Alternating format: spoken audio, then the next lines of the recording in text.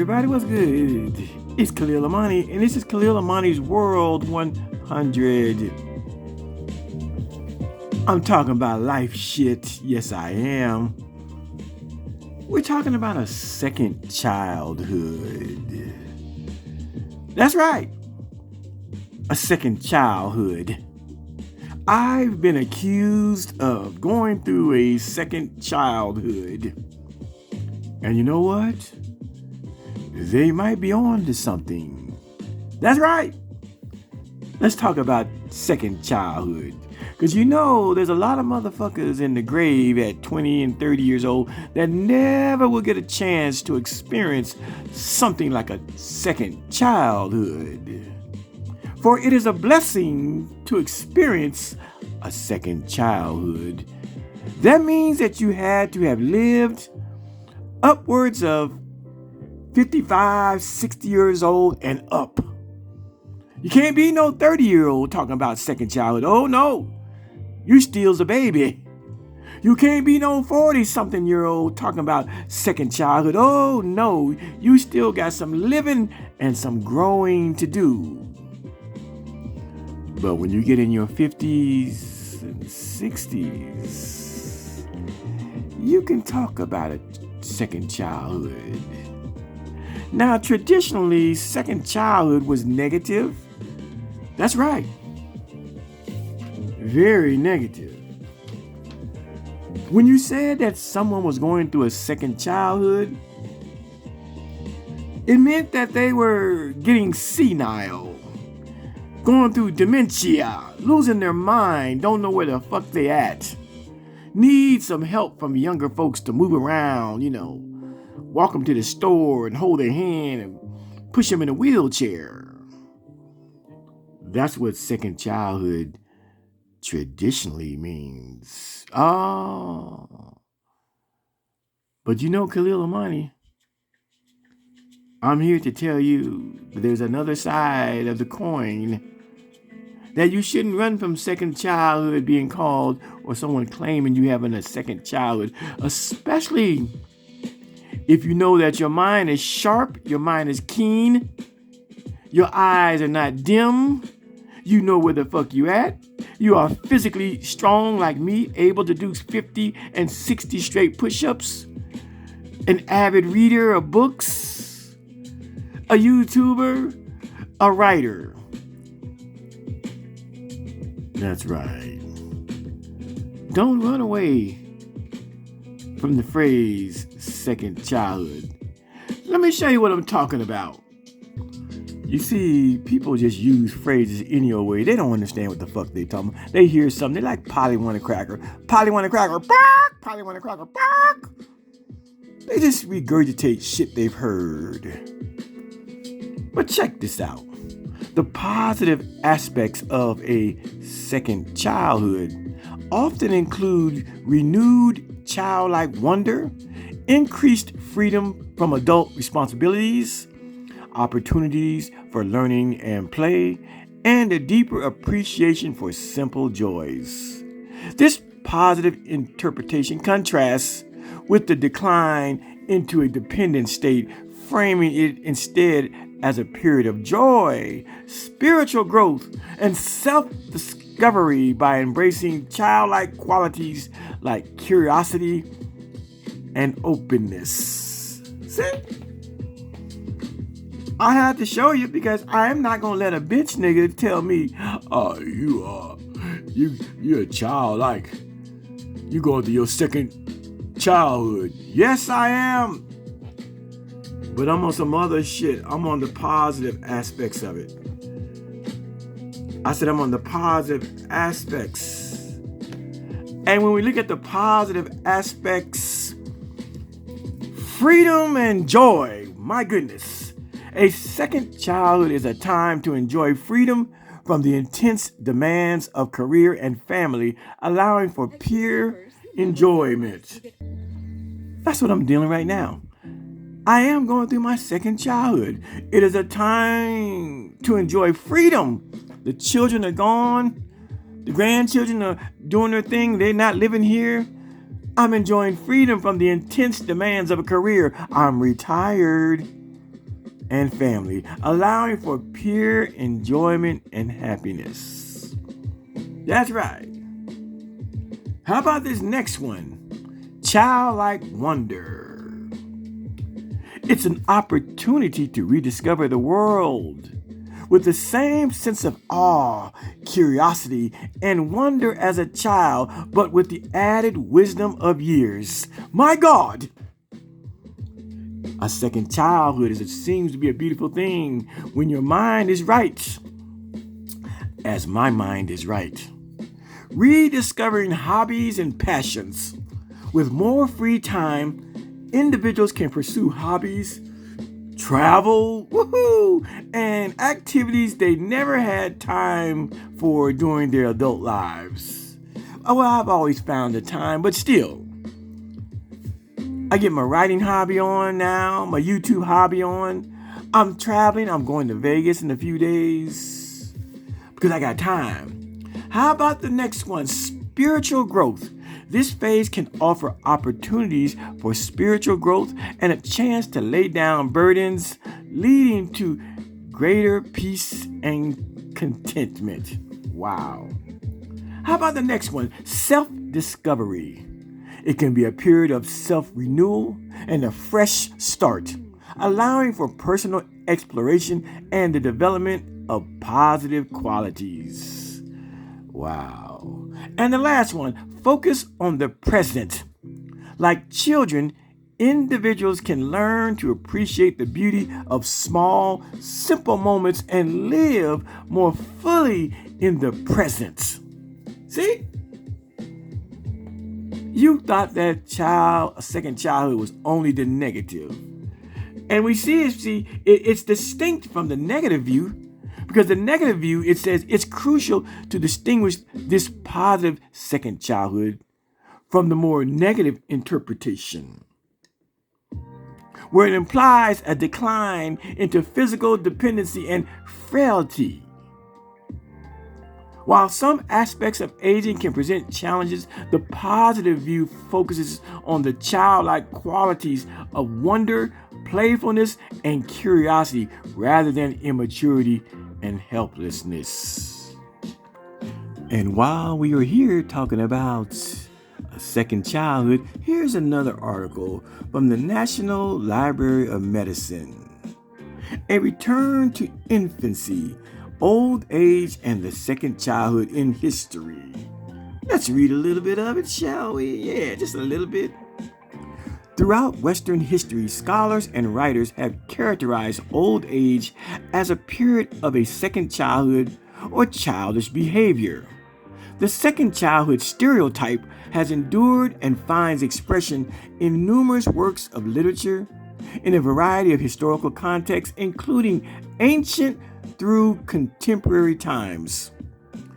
Explanations for these stereotypes were linked to the humoral theory of aging, the perceived and actual dependency of older people for care, dementia, and other ties between childhood and old age. The second childhood was also interpreted as a stage of life where the life cycle returned to its beginning. The stereotype, while predominantly viewed as negative, may also be viewed in a positive light and underscores the duality and ambiguity that characterize the way older people have been viewed in Western history. This stereotype, while enduring, may have been more prevalent during certain periods, such as those periods when older people were devalued. Cultural representations, and more importantly, interpretations have also varied within historical context. And so, when bitch niggas like Israel Doctrine and bitches like Gwinnetta Greer accuse Khalil Amani of being childlike, accuse Khalil Amani of going through a second childhood, dare I say they are correctamundo. But the problem and the differences and what they don't understand is that they are only regurgitating the negative aspects of a person's second childhood. They didn't know that there's a whole nother second childhood that is properly and contextually a positive thing. You just read it. And so if you're over 50 years old, over 60 years old like me, when someone says you're going through a second childhood, embrace that shit, especially if you know your mind is sharp and your eyes aren't dimmed and your physical gait, you can walk upright, you can run, you can exercise, go to the gym, do push-ups. Don't be alarmed by people who claim you're having a second childhood and they only understand the context of the second childhood as something negative, dementia, physical skills are declining, you're getting senile. If that's not you, don't you worry about it. You just read that there is a positive spin on the phrase second childhood. And so for a second childhood, it means you can go and discover shit you couldn't do when you were working and had a career and raising babies. But now that the babies have grown up and left the nest and you've retired, you can experience a very positive second childhood, which involves traveling and reading books and doing hobbies that you gave up on, playing instruments. You can go on a spiritual sabbatical and reevaluate your salvific opportunity for the higher power. That's the second childhood that Khalil Amani is experiencing. I can do shit that I couldn't do as much when I was working. And that's a fact. Yeah. Niggas are like parakeets. Niggas are like parrots. They hear these catchphrases, these catchwords, second childhood, midlife crisis. And they think it's only one interpretation and one meaning. And they throw that, they try to get their Sigmund Freud on. They think they're a psychologist. They look at your life and they think they can psychoanalyze you. Gwinnetta, Pizzy, and Gwizzy.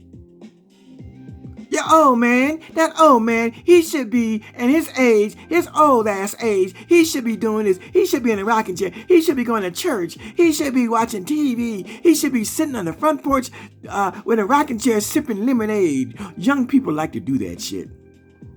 Younger people like to tell old people how they should be living. But don't you fall for these bitch niggas when they try to devalue you and put you one chair in the grave and one chair on the porch. Don't you let these niggas tell you how to live your life. Go ahead and experience a second childhood. If your mind is sharp, if your mind is clear, if you can think and you can still read and write and you understand how to count money, you still do your own checking accounts, you still buy your own groceries. You still go to the store and shop and know how much money to get back. When you give $100 and the bill is $70, you know you got $30 coming back. When you can drive a car day or night, keep up with the speed limit. When you're in your 50s and 60s and life is good.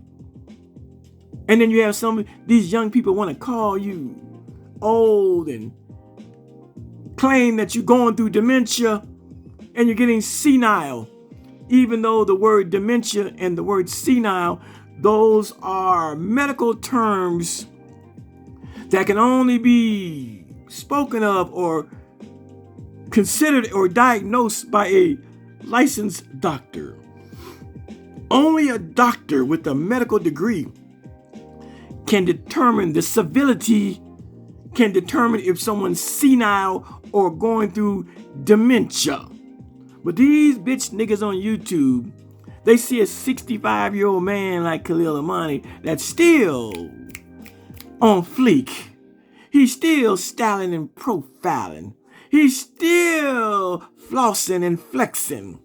He's still stunting on these niggas. He's still straight shitting on these other niggas on YouTube. You know, Israel Doctrine and Gwinnett Greer and J. Mike Florida. I'm shitting on these niggas. That's right. They ain't got no content. I said Pissy and Gwizzy and J. Mike, they ain't got no content. The most they can do is make fun of my age. That's all. They ain't got no content.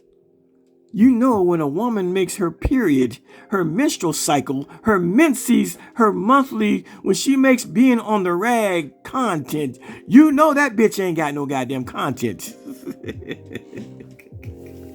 Who wants to know that you're bleeding from the puss? Who really wants to know that shit? That's some shit you keep to yourself. Telling people that you bleeding, that you on the rag, that you having your period is tantamount to telling somebody, oh, yeah, y'all, I just took a big old doo-doo 5 minutes ago and I forgot to wash my hands. Oops. I just took a shit and my shit, you know, it came out, some of it was lumpy and thick and some of it came out real runny. It was dark brown. I think I saw some little corns in there from last night's dinner. That's what telling someone you on your period is like. No one wants to hear that shit. That's intimate, private shit. That's why a bitch like Gwinnetta, don't nobody want her.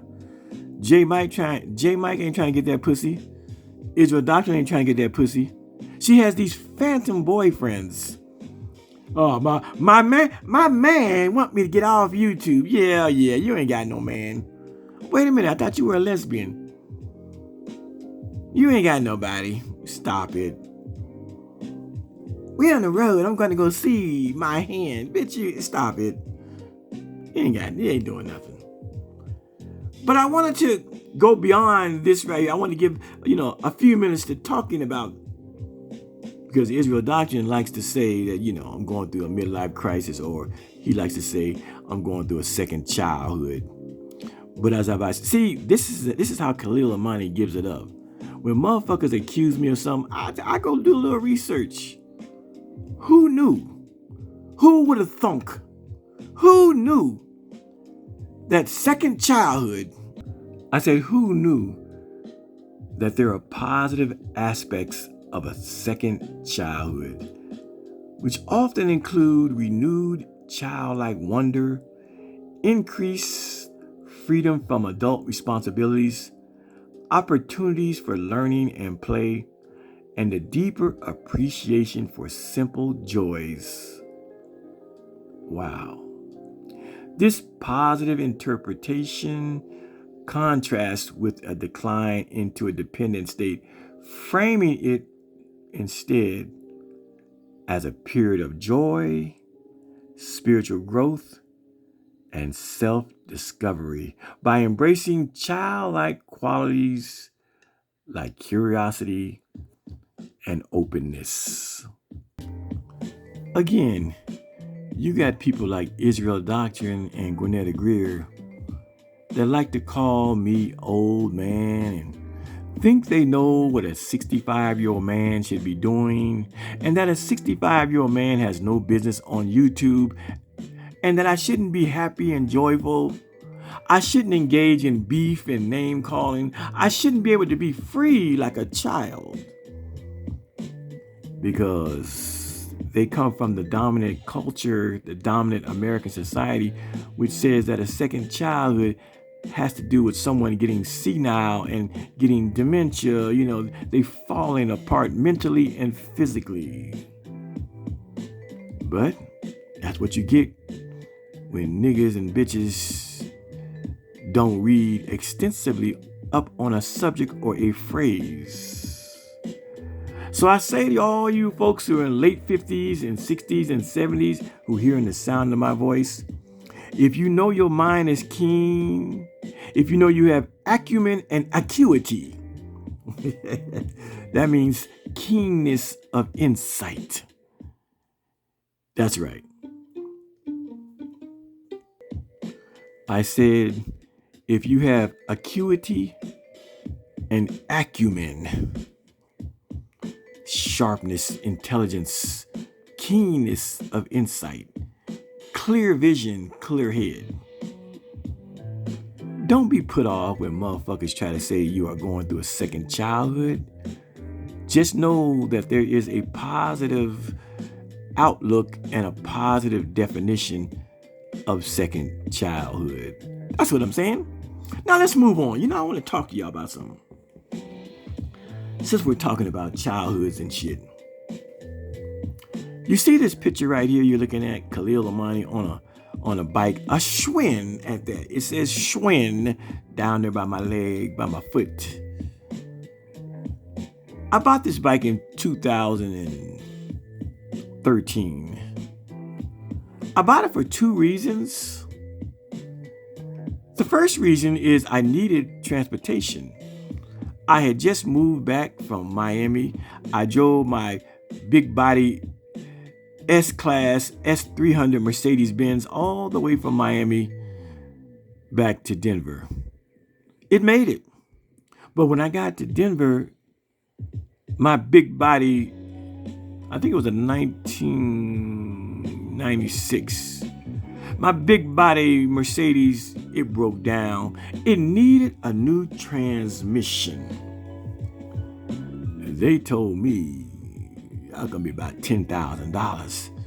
Oh, I'm not going to put a new transmission in an old Mercedes. I ain't got time to do that.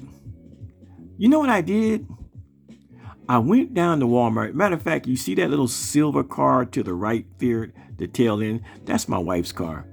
She got a new car now, but that's her old car. I went down to the Walmart. I said, baby, take me to Walmart. I'm going to buy me a bike. I had just gotten a job at Kaiser. And the job was about 4 to 5 miles away. I said, you know what? As long as the weather's good, I'm going to ride my bike until I can buy me a car, something that I like. That's right. I did. Of course, my wife was like, babe, we can go and get your car. Come on. We'll go ahead and get your car. I'll co-sign if you need me to. We'll get you a car. I said, no. Take me to Walmart. And if you notice on the front tire, there's a yellow sticker, yellow thing. That's because the bike is brand new. It's a 10-speed. I went down, I got this bike, and I rode this bike to work 4 to 5 miles Monday through Friday. I did it as long as the weather was good. And about a few months after that, I would get my first scooter. And then, of course, I went ahead and got me a car. But that's what a real man does. But going beyond that, the fact that I needed transportation, and I told myself, shit, I'll get me a bike. And I'll ride that bitch to work. It's also going to help me in my heart. It's going to help me, it's workout. It's exercise. And I would ride my bike to work, and I would get off at like 11 o'clock at night, and my wife in this silver car to the right, she would be there at night to pick me up. I would throw the bike in the trunk, and we'd go home because she's worked during the day. So I would ride my bike to work, and my wife would pick me up because it's late, it's kind of late at night. She picked me up. But I want to go beyond that story, just telling you that. Guess what, y'all? This bike you see right here, the brand known as Schwinn, this was one of my childhood fantasy bikes. Now, the only people that we knew had Schwinns back in the, in the 70s was, some of the white kids around the way.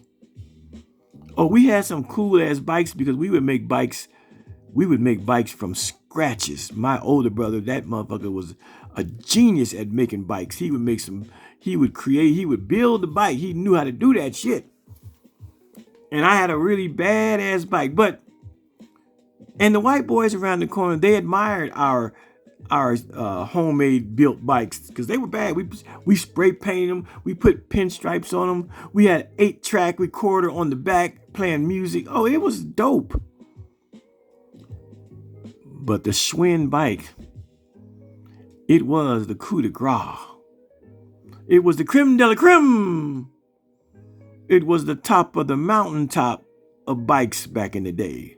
The Schwinn bicycle was the Rolls Royce of two-wheel automation.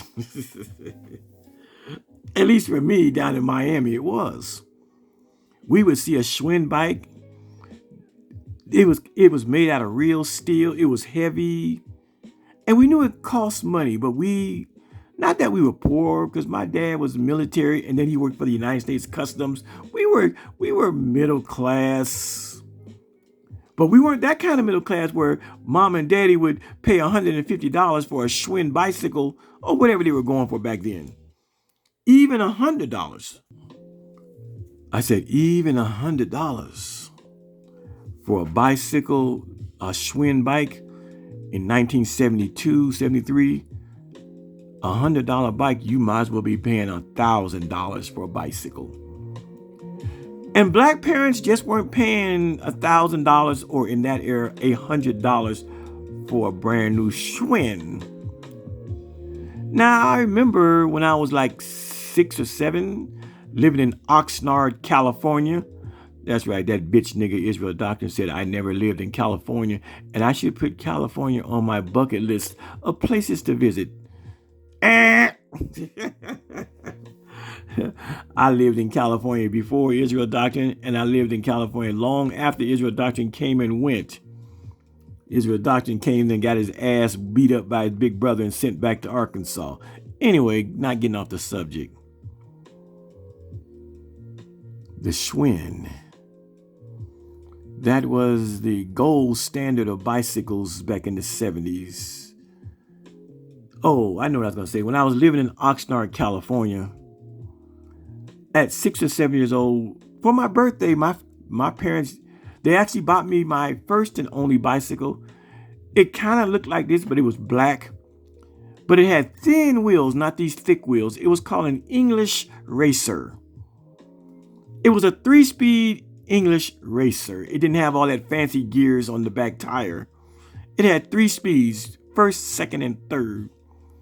And when I tell you, I didn't let nobody ride my goddamn bike. My brothers, they were hard pressed to ride my bike. You can ride it, yeah, right there. Yeah, come on back. I treated that bicycle like it was a Rolls Royce Silver Shadow. I treated it like it was a Rolls Royce Cullinan. I treated that bike like it was a Rolls Royce Spur, a Rolls Royce Phantom. When I finished riding that bicycle, I would wash it down and dust it and shine the fenders and wipe the tires down and the handlebars and wipe down the gears and wipe down the frame of the body, wipe down the spokes and the rim. At 6, 7 years old, I was so proud to have an English Racer bicycle. That's before I found out about Schwinns. Shortly thereafter, we moved to Miami, and I saw this new bicycle. It was called the Schwinn. And I realized that the Schwinn was the gold standard of bicycles. I don't know what brand my English Racer was, but it probably was like a Toyota. It probably was a Toyota, a Honda. It wasn't no goddamn Rolls Royce. But the Schwinn, when I saw a white boy on a Schwinn bike go by, I gave him the sidewalk. I stood in awe. My God! Oh, my fantasy bike was a Schwinn. And so going back to this so-called second childhood,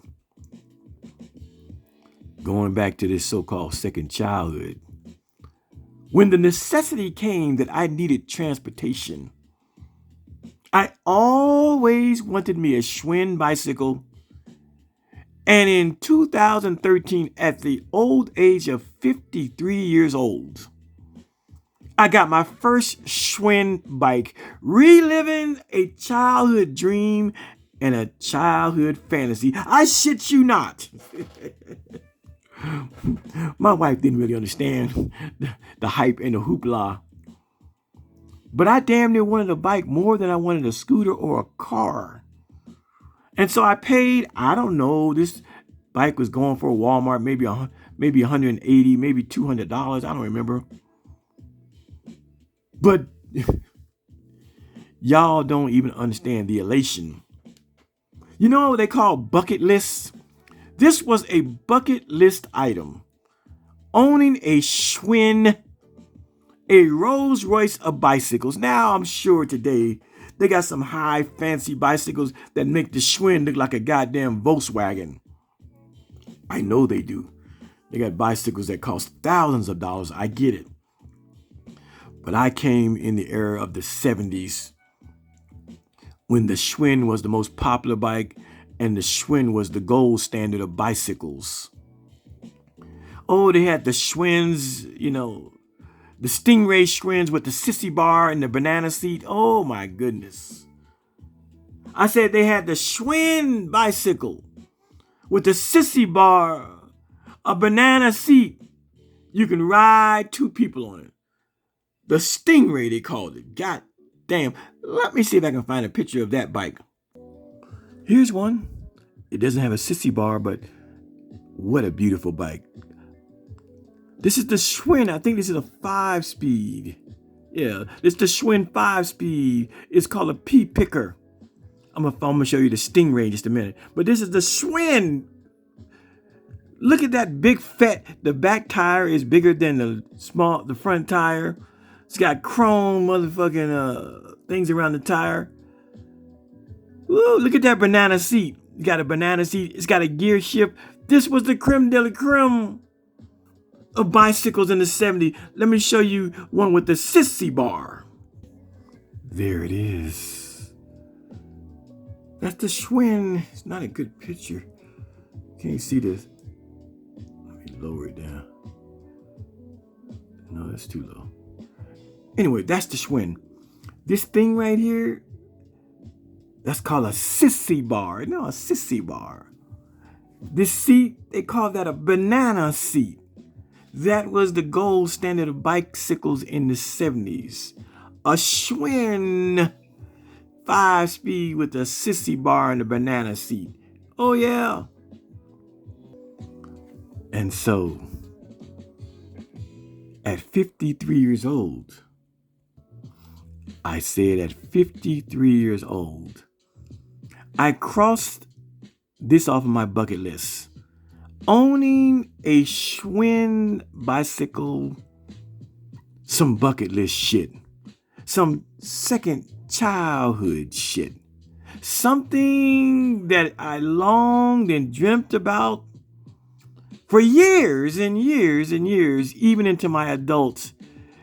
It was an itch that I had to scratch. And out of necessity of my Mercedes breaking down, I went out and bought me, we used to call this style of bike a truck. I bought me a Schwinn truck. Oh yeah. I bought me a Schwinn truck. 10-speed.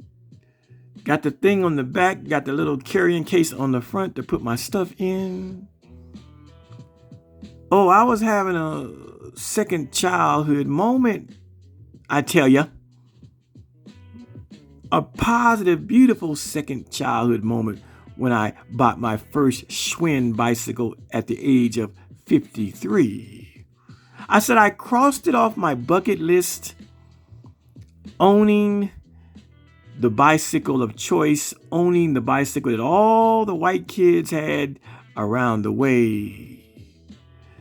I got one. I own it. It's paid for. A second childhood can be a beautiful thing. Now, let's go further.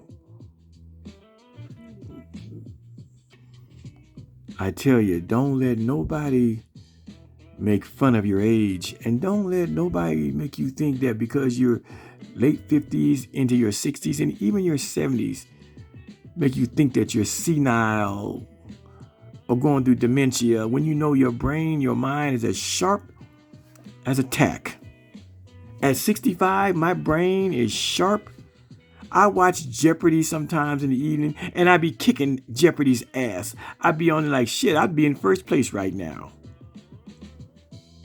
because I read and I understand and I take in information from the cradle to the grave. But this was my first Schwinn at the age of 53. And even though I had to get something out of necessity, transportation, I was glad that my car had broken down and I had the chance to cross this off my bucket list and own the bike that the little white boys and girls used to have back in the day. A Schwinn! Now, let's really get to something that really talking about a second childhood. There was something else I had to get. Yeah, buddy. Most of y'all don't know what this is. Yeah, it's a sneaker. It's a tennis shoe. But my God, talking about a second childhood. This is the elusive from my child, the elusive PF Flyers sneaker. Oh, that's my hand too. Yeah, that's my hand right there. But when I tell you back in the 70s, 70, 71, 72, 73, 74, this was the shoe that I had to have, and I never had it. This sneaker right here was the creme de la creme of sneakers. And it was elusive. In other words, I could only see it on the shelves, but I never could afford to own a pair. And mom and them wasn't gonna buy me no PF Flyers. This was like $10, $12 in 1971, 72. And I know it sounds like nothing, but $10 or $12 in 1971, 72 was like about $75, $80 today. That's right. Honey, where are you going with all that? Back in the 70s, parents didn't put a premium on making sure their children have name brand sneakers and like they do today. Parents are so vain today that they got to have their kids in Nikes. They got to be in some, Air Max 95s, Jordan 11s. They don't want their kids to get talked about at school for having bogus sneakers on. But back in the 60s and 70s, there wasn't a lot of name brands. And parents, they were from a different generation. They didn't give a fuck about no name brand. These shoes are shoes, you wear them. You know where we used to get our sneakers from in the 70s?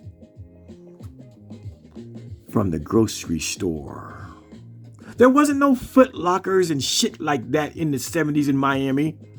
We had one sports store that was independently owned where you could get all the great sneakers, and we would go in there just to look because we couldn't afford none of that shit. Facts.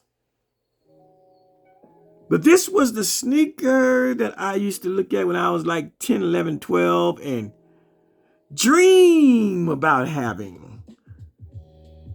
Oh my goodness. They used to have commercials on TV about the PF Flyer. Let me give you an example of what I'm talking about. How a young colored kid, a young Negro kid in 1968, 69, 70 used to watch the TV and see the advertisement for the PF Flyer. It went something like this. Now another PF Flyer adventure. Hong Kong. Tommy is walking along the wharf when he finds a little dog with a PF magic ring. In the secret compartment, a message from a famous atom scientist. Captured by spies. Follow dog. Tommy runs like the wind. Lucky he's wearing his PF Flyers, the action shoes. Only PFs have the action wedge built right in, so you run your fastest and jump your highest. In seconds, the scientist will be doomed. But the action shoes get Tommy there first. The scientist is saved. Thanks to Tommy and the action shoes, PF Flyers. Or how about this PF Flyer commercial? Johnny Quest, brought to you by PF Flyers with a magic wedge that helps you run your fastest and jump your highest. PF Flyers by BF Goodrich. You see what I mean? That was too much for a 9-10-year-old colored kid in the late 60s, early 70s. There was always a white kid in the commercial, and they had the best sneakers. I said we used to buy our sneakers from the grocery store. Miami had a grocery store called Grand Union. And Mama said, go around the corner and get you some sneakers, boy. Yeah, right over by the dog food. Go to the dog food aisle, look down the bottom, sneakers. Try you some on. And those sneakers that we had in the grocery store, they didn't have rubber bottoms. The bottom was plastic. We used to call them flow burners, slip and slides, Bobos. Don't ask me the name of the sneaker. It didn't have a name. It was a sneaker. It was a tennis shoe. And the motherfuckers used to get, if the concrete got too hot, if the street got too hot, that plastic would actually melt on the bottom of your shoes. You be trying to play football and you look down and your feet are melting. It was plastic. Or you go try to do a stutter step move. You playing wide receiver position in the middle of a street with plastic sneakers on. You go to try to stutter step, or you playing running back. You get the ball. You try a stutter step and you slide. Feet slide right up from under you. So you try to do that little stutter step. And you skin your knees because the bottoms, they weren't rubber, they were plastic. Oh, you young people, if you 45 and up, hell, if you're 50 and younger, you are blessed to understand sneakers. You had some. That's right. But this was an elusive sneaker that I wanted so badly and never got it. I didn't get it in my as a adolescent. By the time I turned 14, 15, and 16, this was not the shoe anymore. The shoe to have then was the Chuck Taylor All-Star Converse. Oh, I got a pair of those at about 13 years old after cutting grass and saving my money. They were $13.98, some shit like that. My mom and daddy didn't buy my first pair of Converse All-Stars. I bought them. A size 3.5.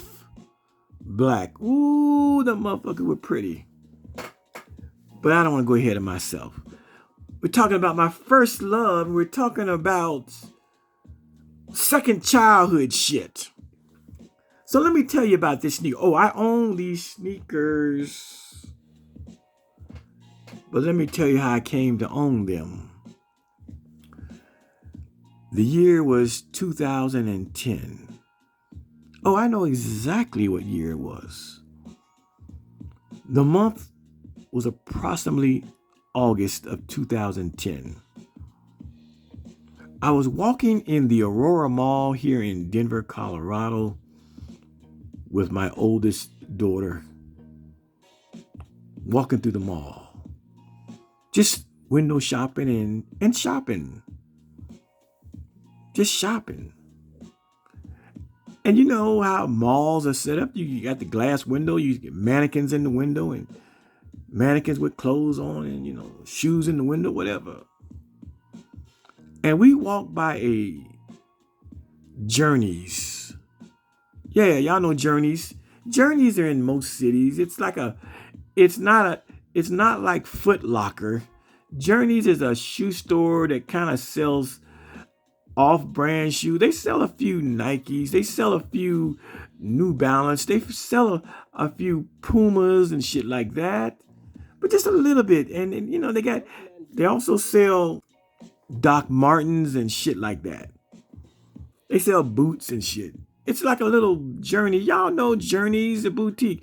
Our particular mall has a Journeys on both sides of the aisle. I don't know what that's about, but there's 2 Journeys in our mall. And I was walking through the mall in 2010 with my oldest child, and we walked by Journeys, and in the in the window, I swear for God, my heart skipped a few beats. I saw these sneakers in the window talking about, come over here. Remember these from 1968? Remember you always wanted them and you begged your mama to get you some and she never would get you? You can get them now. Here they go. I said to my God, I actually shouted in the middle of the mall, oh my God. My daughter looked at me like I was crazy as fuck. She said, what's wrong, Abba? What's wrong, Dad? I said, you see those shoes in the window in Journeys? Them ugly old shoes? She said, yeah, them ugly shoes. Those were my childhood shoes. Those were the first sneakers that I ever wanted. I told her the history. I showed her the commercials that you already saw. The tagline for this sneaker was, run faster, jump higher. Oh yeah. Oh yeah. But let's go back a moment. Let's rewind. Because this shoe was so important to me that I won't say nightmares, but I had sleepless nights over not owning these shoes. But at 50, I saw them in the window. But let's go back to the year 1993. Oh, life was fucking with Khalil Amani. Let's go back to the year 1993 when Khalil was 33 years old. And a movie came out that featured these same sneakers. Some of y'all might know, some of y'all might be too young to know, but there was a movie that came out in the year 1993 that further exacerbated my yearning and longing for this elusive sneaker, the PF Flyer. The movie was called The Sandlot. I said the movie was called The Sandlot. And those black sneakers you see on his feet, those are those same elusive PF Flyers. Here I was taking my kids to the movies as a 33-year-old father. And goddamn, if they done throw that shit in my face again, the sneakers I could never have as a child, there they were in 1993's movie known as The Sandlot. Check out this scene and how powerful this scene is about these sneakers. To make a kid run faster and jump higher. PF Flyers. We can't let him do this, man.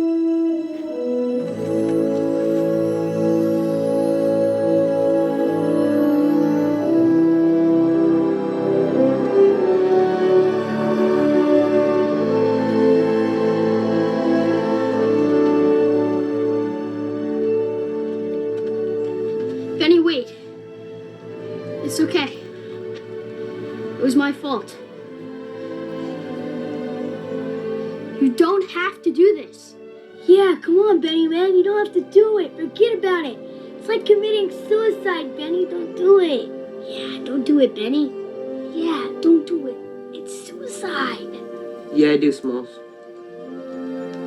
I have to do this.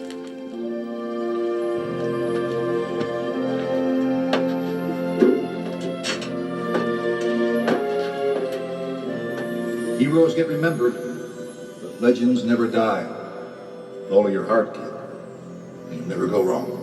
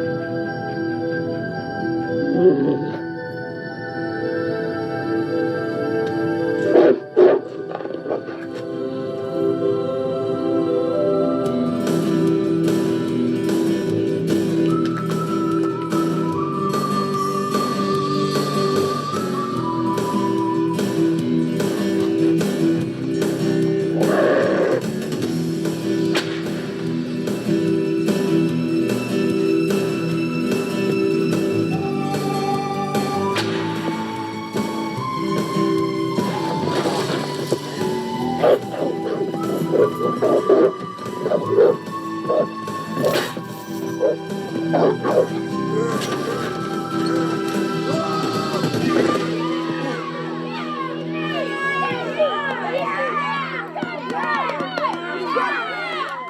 right, Benny. Oh, shit!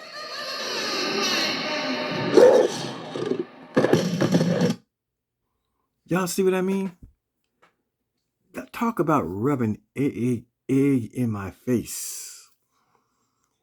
33 years old, and after never owning a pair of PF Flyers, a movie comes out in 1993 that features the shoe, the sneaker, the tennis shoe that they said makes you run faster and jump higher. And here was this guy, Benny the Jet, showing us how fast he could run and get a ball from a big mean dog and get back over the gate. The credit doesn't go to Benny, the credit goes to those PF Flyers. And so it says in the beginning right here. Shoes guaranteed to make a kid run faster and jump higher.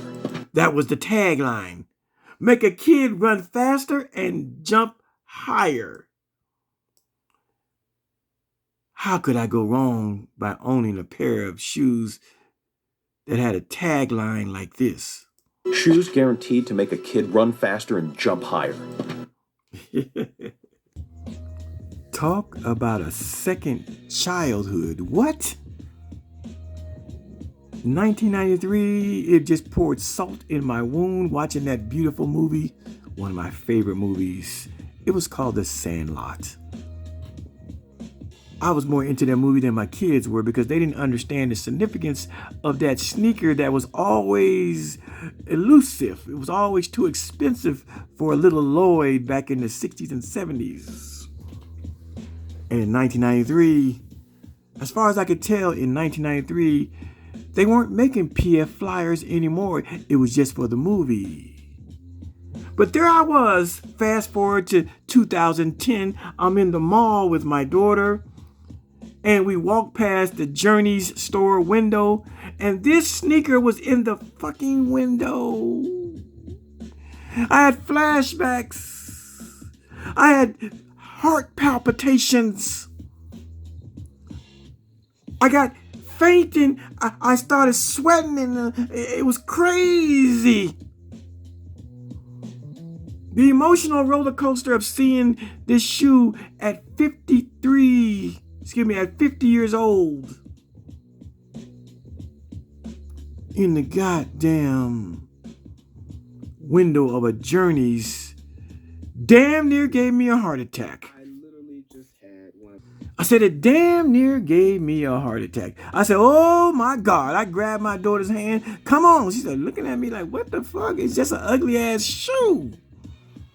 She never heard of a PF Flyer. You know, she's new age. She knew about Nike, George, she knew about Fila's and, those kind of shoes.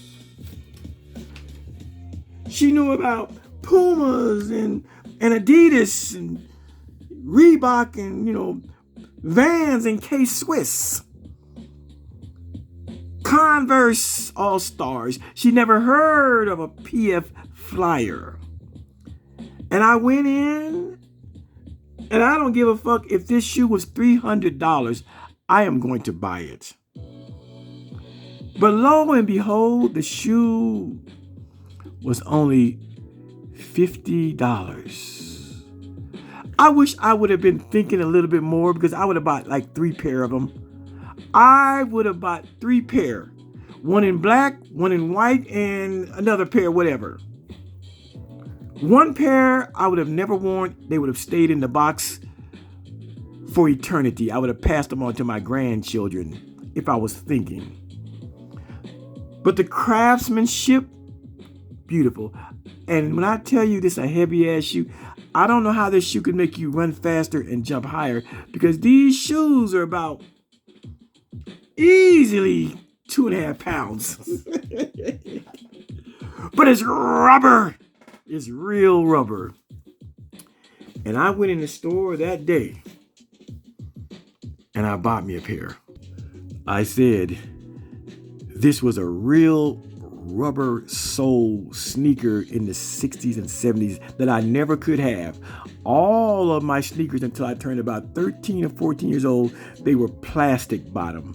This was a rubber sole with commercials about little white boys running fast and jumping higher, helping people escape and jumping over quicksand and alligators. Oh, yes. I wanted these. I said, Mama, see the commercial? I want those. How much are they? Oh, they're $13.95. Oh, no, you can't. Oh, no. Because my sneakers were like $2, $3 max. I said they had real rubber soles, something I had never had the feeling of until I got my first pair of Converse at 13. Oh, yeah. I went in that store, that Journeys, and I asked if they had a size 9.5, and they did. These are Khalil Amani's first pair of PF Flyers at the ripe old age of 50. I'm talking about second childhood. That's what this video is about, second childhood. See, if I was an old fogey, if I had stopped being a dreamer, if I stopped having fantasies, if I just got old and said, I couldn't have him then, so I don't need him now, I wouldn't have had him. But this is the beauty of being a young-minded old person. Never giving up on your dreams, and when your dreams come to reality, you grab them by the balls. And so at 50 years old, walking in a mall in the Journey store, I saw this elusive sneaker that I could never have as an 8 and 9 and 10, 11, 12-year-old. I couldn't have it. My mama wouldn't get it. It was too expensive. I said, God damn it, I'm 50, I'm getting them. Just to get this shit off my bucket list, just like I did that Schwinn bicycle. But you only think that way when you have a young spirit, a young mind. When you don't mind engaging in your second childhood. This is a second childhood item. Oh, I wore them. Let me show you. Yes, I wore them. I wore the fuck out of these PF Flyers. And when I tell you them motherfuckers is heavy, you ain't running faster and you ain't jumping higher. Especially not at 50 years old. But I had to wear them. I put them on. I laced them all the way up. I got me some socks. I wanted the longer socks, the long tube socks from the 70s. I got me some Daisy Duke shorts like I was, playing basketball in the 70s. These are actually drawers. They're actually underwear. But I wanted to relive the moment. I wanted to relive the moment in Miami playing basketball in some shoes I never was able to own. That's a fact. That's a fact. Oh, yeah. Don't let these bitch niggas like Israel Doctrine and Gwinnett Greer tell you how you should act, and when you get 60 years old, you can't do this, you can't think about that. You gotta, follow some set rules of age-appropriate behavior. Continue to dream. And when you see some shit that you wanted in your childhood but never was able to afford, and you see it as an adult, you cross that shit off your bucket list and you buy a pair. You buy it. Oh, yeah. I got them right here. Let me show y'all. I got the sneakers right here. I still got them. They're right here. There they go. There they go. See? PF Flyers. I'll never throw these shits away.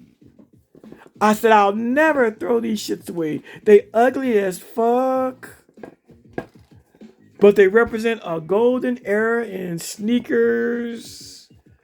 The motherfuckers is about, let's go weigh these motherfuckers. Let's go weigh them. All right, we got the scale set to 0. Let's throw one sneaker. Uh-oh, it went off. Here we go. All right, 0. That's one sneaker. Yeah. It's not showing. No. Come on. Come on. Let's throw both of them on there. The hell's going on with goddamn scale? Now, when I get on it, it's going to show I weigh about 188. Let's see. Ugh. 191. I got clothes on. I'm lighter than that. Why I want to show for these sneakers? Maybe the sneakers aren't heavy enough for this type of scale. Let's try it one more time. Try it one more time. Yeah, it doesn't register.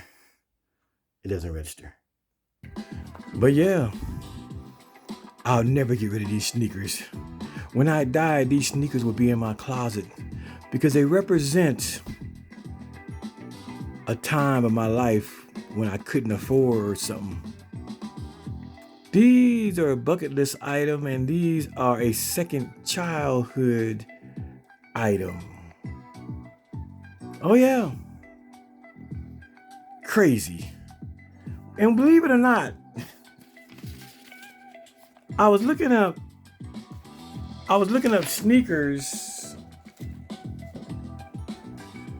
trying to see what are the oldest sneakers,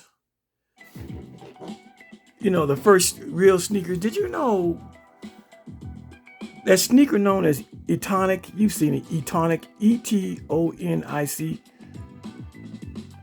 I just started seeing Etonics in the last, 15 years. Do you know Etonic is one of the oldest sneakers ever? That shit was made in 1876. And then the sneaker came along, and I've seen this sneaker too. Saucony, S-A-U-C-O-N-Y, Saucony. I still see those sneakers. That shoe was made in 1900. And then those New Balances. See those New Balances? See those New Balances over there? Those New Balances? I thought New Balance was a new company. New Balance. New Balance is older than Nike and Fila and Reebok and Adidas. New Balance started in the year 1905. I didn't know that. Facts upon facts. And after New Balance, the Chuck Taylor Converse All-Star was created in the year 1908. That's a long time for Converse. And I remember in 1985, 86 when the Fila came, Fila. All the drug dealers had them first down in Miami, and then we started buying them. Got the Fila sneakers and the Fila sweatsuit, the Fila wristbands, the Fila headbands, the Fila ball caps. Fila. If you had on a whole Fila outfit in the club, you was balling out of control. I thought it was a new sneaker company. Do you know Fila was born in 1911? Goddamn. 1911. Fila came before Adidas and Nike. God damn. Who knew?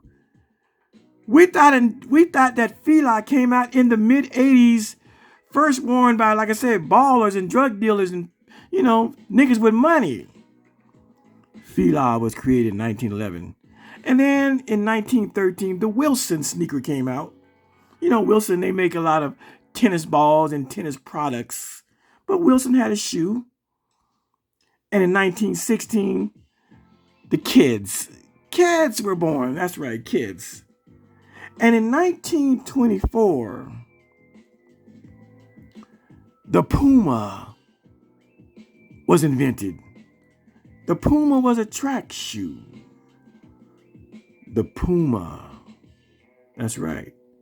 Puma and Adidas used to be one company, actually. I said Puma and Adidas were one company, two brothers, and they split up. But the Puma was created in 1924. And then in 1940, the shoe you see me wearing right here was born. The PF Flyer. created in 1940. And then in 1948, Adidas, who used to be the brother of the Puma guy. They were friends or brothers. 1948, Adidas comes on the scene.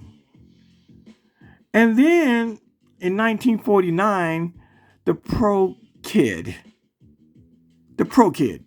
Now, I remember in 1972, I went to New York for a summer to stay with my cousins, and that's what they were on. They were on their Pro Kids. Was it Pro Kid? Yes, they were on Pro Kids. I said they were on Pro Kids up in New York.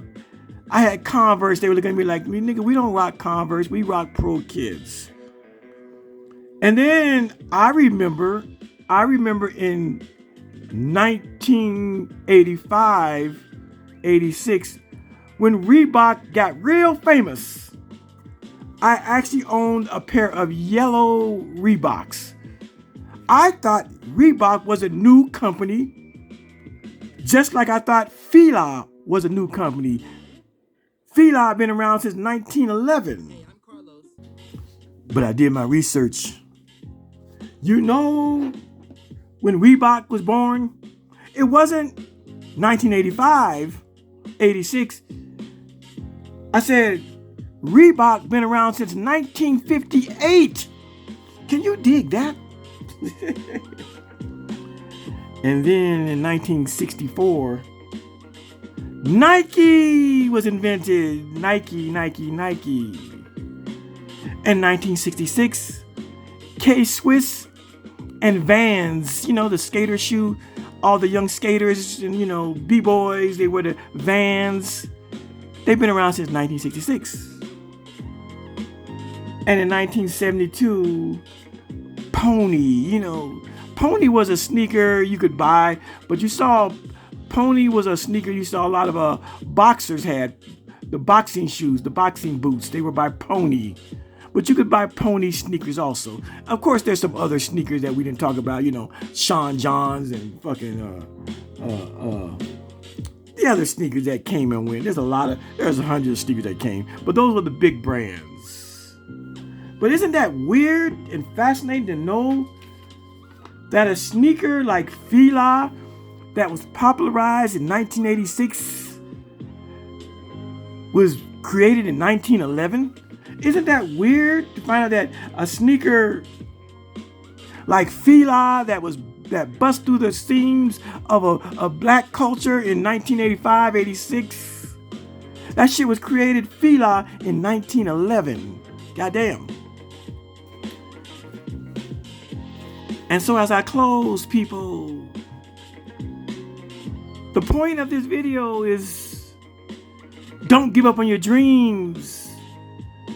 Have a bucket list and check that shit off. And don't let young motherfuckers make you feel some way about being an old motherfucker. That's a fact. Don't let them use phrases like second childhood to pigeonhole you or to make you go sit down somewhere. If you're in your 60s, if you're in your 50s, if you're in your 70s, you enjoy the positivity of a second childhood, as we read in the beginning, and that is to explore. If you know your mind is sharp and your eyesight is not dim and your dick gets hard and your pussy gets wet and you know what you like and you still like fashion, clothes and nice shoes and nice trips and vacations, don't let these young motherfuckers who have yet to get to the age where they could be considered and having a second childhood, don't let these motherfuckers try to sit you down in a rocking chair. Chase your dreams and chase your passions as Khalil Amani does. And with that, y'all, content on top of content. I do content. Take care, y'all. Love ya.